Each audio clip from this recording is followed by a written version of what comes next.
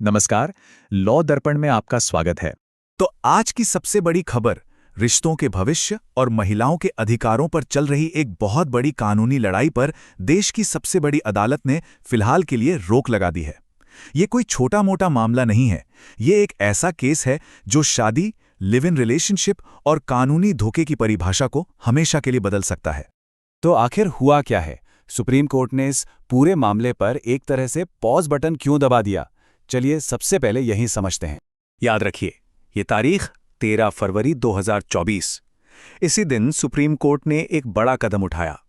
उन्होंने Karnataka high court के एक बहुत ही चर्चित फैसले से जुड़ी हर कार्रवाई पर फौरन रोक लगा दी।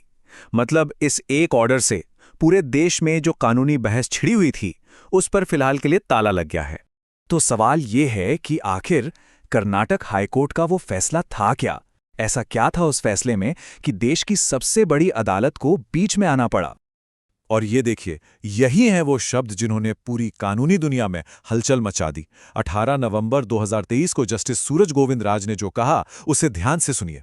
उन्होंने कहा, जब कोई आदमी किसी औरत को यकीन दिलाता है कि वो उसकी लीगली वेडेड वाइफ है और फिर उसके साथ क्रूरता करता है, तो सिर्फ इस वजह से उसे कानून के शिकंजे से बचने नहीं दिया जा सकता कि अरे वो शादी तो कानूनी थी ही नहीं।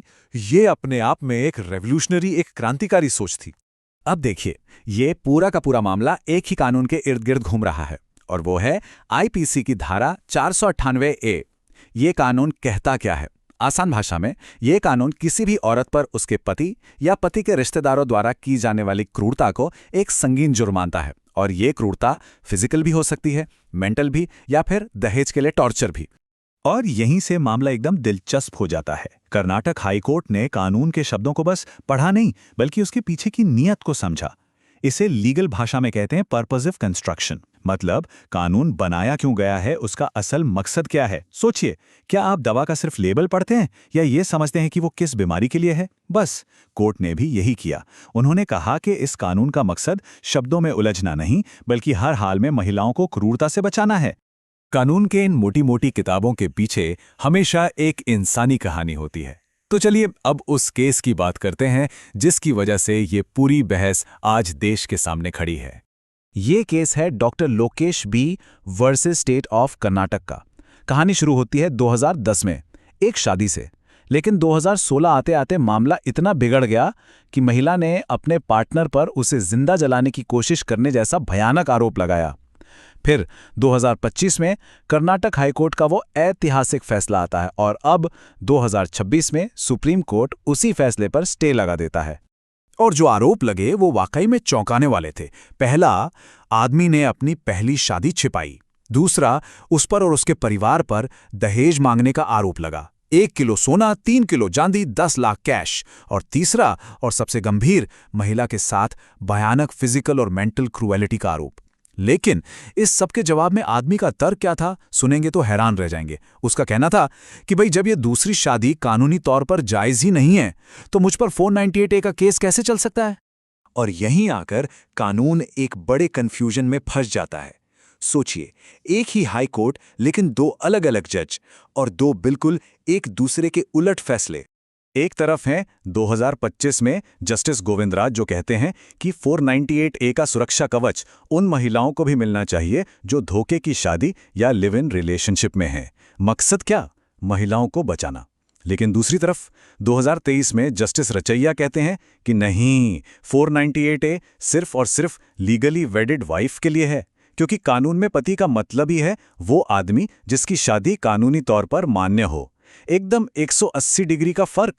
और इसी कंफ्यूजन, इसी विरोधाभास ने एक ऐसा सवाल खड़ा कर दिया है जिसका जवाब अब सिर्फ सुप्रीम कोर्ट ही दे सकता है, और वो भी पूरे देश के लिए। और ये है वो सबसे बड़ा कानूनी सवाल जो आज देश के सामने है। क्या कोई आदमी जो किसी औरत के साथ लिव इन में है या ऐसे रिश्ते में है जो शादी जैसा है, उस पर भी आईपीसी की धारा 498A के तहत क्रूरता का केस चलाया जा सकता है? इस एक सवाल का जवाब भारत में लाखों करोड़ों रिश्तों का भविष्य तय करेगा। तो चलिए अब इस कानूनी दांवपेच से बाहर निकलते हैं। इस पूरे मामले का आम जिंदगी पर क्या असर पड़ सकता है, इसके मायने क्या हैं? तो समझिए दांव पर क्या क्या लगा है। पहला, उन लाखों लोगों के कानूनी अधिकार जो पारंपरिक शादी में नहीं हैं। दूसरा, हमारे कानून में पति और परिवार का मतलब क्या होगा, ये भी दांव पर है। और सबसे बड़ा सवाल ये है कि क्या क्रूरता से सुरक्षा पाने का हक सिर्फ एक कागज के टुकड़े यानी मैरिज सर्टिफिकेट पर निर्भर करेगा। इतना ही नहीं, इस फैसले का सीधा असर डोमेस्टिक वायलेंस एक्ट पर भी पड़ेगा, जो पहले से ही शादी जैसे रिश्तों को मानता है। तो आखिर में पूरी की पूरी बहस इस एक सवाल पर आकर रुक जाती है, क्या हमारे कानून को उन रिश्तों की भी हिफाजत करनी चाहिए जो कागज पर भले ही शादी ना हो पर हकीकत में शादी जैसे ही हैं? इसका जवाब जो भी हो, ये तय है कि वो भारत के समाज और कानून दोनों को हमेशा हमेशा के लिए बदलने वाला है। इस बेहद जरूरी और मुश्किल सवाल पर आपकी क्या राय है? क्या कानून का दायरा बढ़ना चाहिए या नहीं? अपनी सोच हमें नीचे कमेंट्स में जरूर बताइए। लॉ दर्पण में आज के लिए बस इतना ही। धन्यवाद।